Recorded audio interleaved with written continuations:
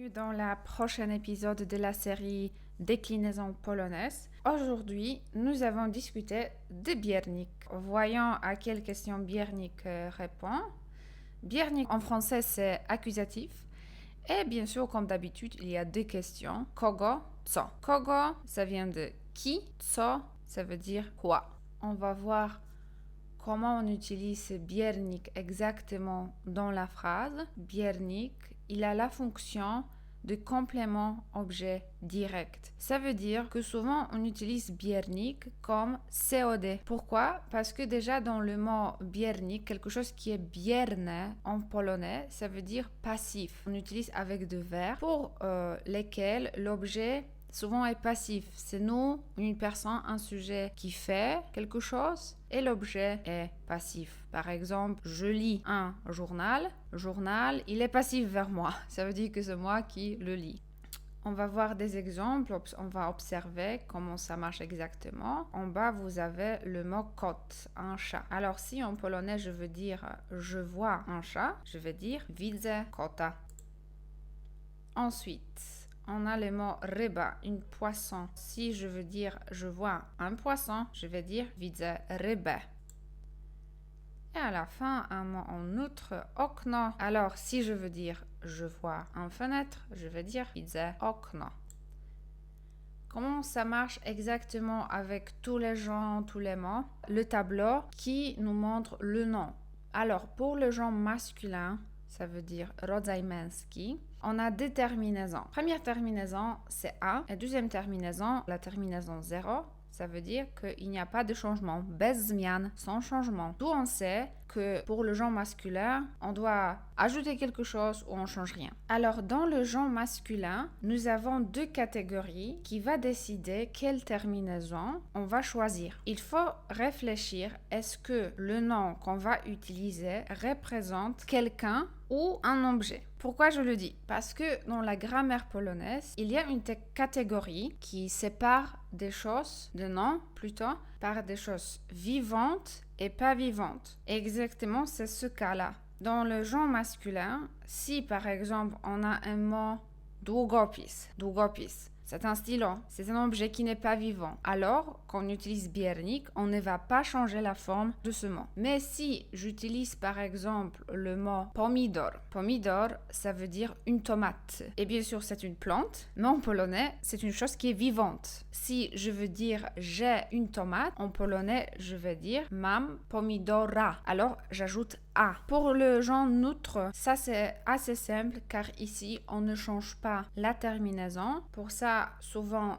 dans tous les livres de grammaire, c'est bien marqué que biernik il est assez proche de mianownik. Il partage même une question avec mianownik, c'est co, quoi. Et pour ça, masculin pas vivant ou neutre, on ne change pas la forme d'un nom. Et pour le genre féminin, on va changer la terminaison pour un. Par exemple, j'ai un sac, torba. Torba, c'est un sac en polonais. Je vais dire mam torbę. Cette lettre, c'est un, mais quand cette lettre, il se trouve à la fin de mot, on prononce tout simplement e. Alors, torba, en biernik, c'est torbę, mais on dit torbę, mam torbę, pas torbę. Et maintenant, observons de l'adjectif. Dans le genre masculin, encore une fois, on se trouve dans la situation où on doit décider est-ce que l'adjectif, il s'accorde avec un nom qui est vivant, qui représente quelque chose qui est vivant, ou pas. Si on a pomidor, encore une fois, une tomate, qui est masculin en polonais. Si je veux ajouter l'adjectif rouge, j'ai une tomate rouge. En polonais, je vais dire mam czerwonego pomidora. Mianownik, c'est czerwony pomidor. En biernik, mam czerwonego pomidora. Mais si, encore une fois, j'ai un objet qui représente quelque chose qui n'est pas vivant, comme un stylo długopis, je vais dire mam długopis. Alors, en mianownik, to jest długopis, mais en biernik, mam długopis. Alors, il n'y a pas de changement. La situation sera pareille avec le nôtre. Alors, le nôtre, ce sont tous les noms qui se terminent par o, e, un, et l'adjectif de nôtre, il se termine par e. Alors, to jest białe mleko, mam białe mleko.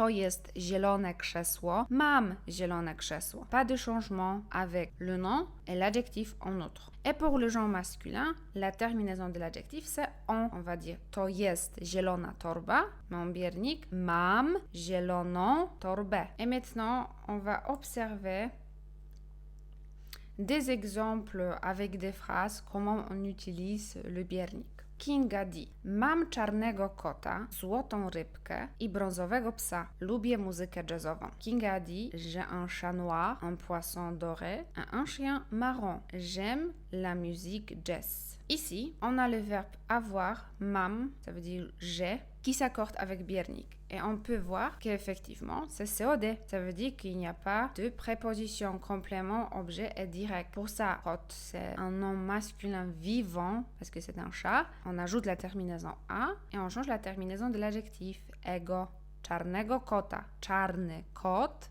czarnego kota. La situation est pareille avec rybka, złota rybka. C'est en mianownik, c'est féminin. Alors, en biernik, on change pour złotą rybkę. Złota rybka, złotą rybkę. I brązowego psa. Pies, c'est un nom masculin. On doit ajouter la terminaison a et on change la terminaison de l'adjectif pour owego. Alors, en mianownik, brązowy pies. En biernik, brązowego psa.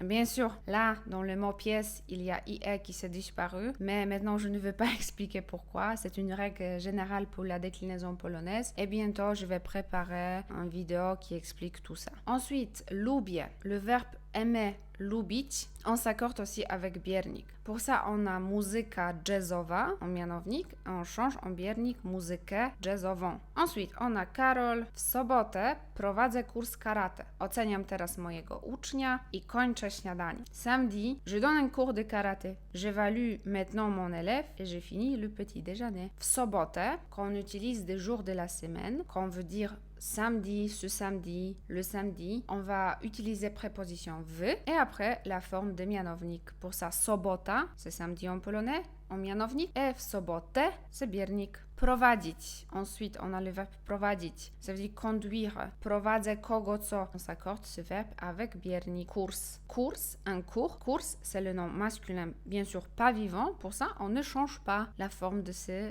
nom. Après, on a le verbe oceniać. Oceniać, ça veut dire évaluer, juger. Ce verbe s'accorde aussi avec biernik. Pour ça, on a mojego ucznia. Mój uczeń en mianownik, mojego ucznia en biernik, parce que c'est masculin vivant. Vous avez ici les pronoms mojego, mój. Les pronoms prend la terminaison de l'adjectif. Et à la fin, kończę śniadanie, ça veut dire je finis mon petit déjeuner. Le verbe finir, il s'accorde aussi avec biernik. Śniadanie, c'est le nom neutre, alors on ne fait pas de changement avec ce nom. Ensuite, on a Ewa qui dit: Kocham podróżowanie z przyjaciółmi. Znalazłam właśnie niedrogi nocleg na nasz następny wypad. Ça veut dire j'aime voyager avec mes amis. Je viens trouver un logement pas cher pour notre prochaine escapade. Ici, on a le verbe kochać, ça veut dire aimer, adorer quelque chose. Il s'accorde aussi avec biernik. Pour ça, il suit podróżowanie. Podróżowanie, c'est le nom qui représente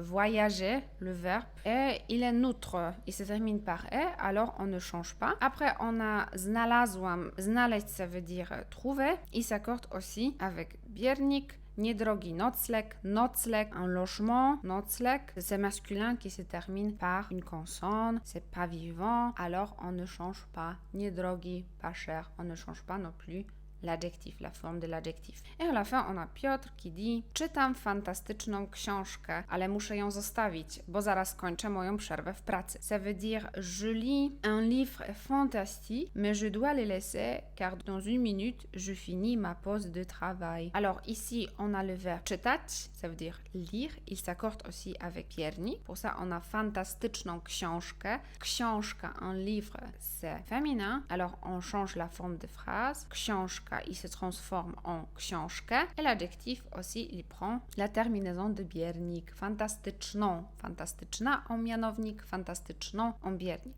Zostawić, ça veut dire laisser quelque chose, quelqu'un. Zostawić, il s'accorde ce verbe aussi avec biernik. Pour ça, on a zostawić ją. Ją, ça veut dire le, ce livre.